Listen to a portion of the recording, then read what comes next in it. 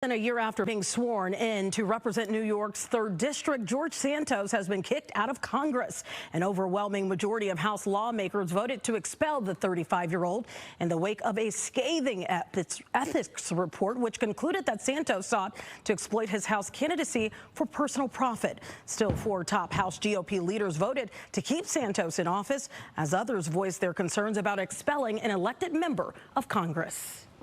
At the end of the day, with overwhelming votes, we affirmed that code of ethics and expelled George Santos. It's not a partisan issue. It's a right and wrong issue. For me, without a conviction, despite a damning ethics report, I felt that it was inappropriate to deny those constituents in his congressional district their right to representation. I mean, it hasn't sunk in 100%, but it's really a tough thing to digest. And here with us to really digest it and sort this historic moment out is Professor Stephen Caliendo from North Central College. As always, we appreciate you being here, sir. Good to see you, Tia and Anthony. All right, so George Santos now becomes the 6th lawmaker to be ousted from the chamber. Some lawmakers worry that because he hasn't officially been convicted of a felony, that this may set a bad precedent. What's your take on that? I mean, this is as close to low-hanging fruit as you can get when you're looking for some sort of way to bring the country together. I understand the concerns about not having a conviction, but this is not, he's not losing his freedom. He's not being put in prison. He's not being even asked to pay fines.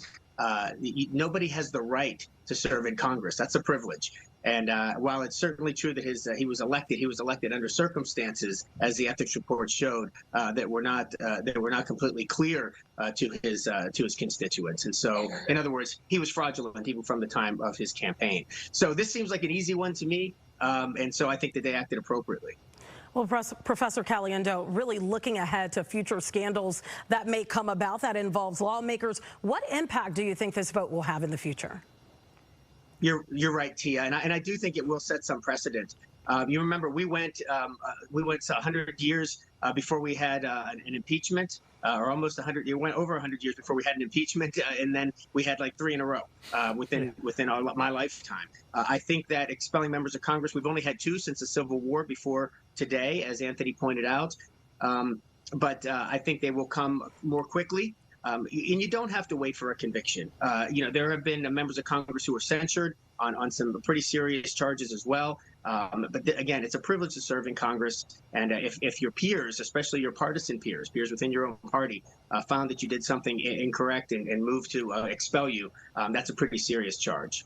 Now, Steve, I know you described this as low-hanging fruit and kind of an easy decision, relatively speaking here, but there was some chatter that because his district in New York isn't solidly Republican, that there may have been some pushback against expelling him because, you know, Republicans might be down 1 seat. Does anything about this vote surprise you from that angle? I'm surprised actually in the other direction, Anthony. It's like, you know, they need 2/3 to expel a member, and they certainly got that. They got it with flying colors, but it was still closer than the last 2 votes that we had. If you look back in the 1980 vote and then the 2002 vote with Jim Trafficant, it was much more. I think there was only 1 person who voted no on expelling Trafficant, and so this was closer, and that's a signal of our times. You know, there's just a lot to digest here in terms of what has been alleged. But there's receipts. I mean, they're not just allegations. It was a full investigation by the House, led by Republicans, that found him to be responsible for these things. And so that's why I feel like it was low-hanging fruit. But certainly that slim 4-vote majority, now a 3-vote majority, is going to be a concern to the Speaker. One thing that you pointed out there, you talked about the investigation. Right now, at least we know there are no charges on the table, at least yet. But we know that obviously Santos is out of his congressional seat. As of right now, as everything stands, can he return for any other position? Can he be voted in the future?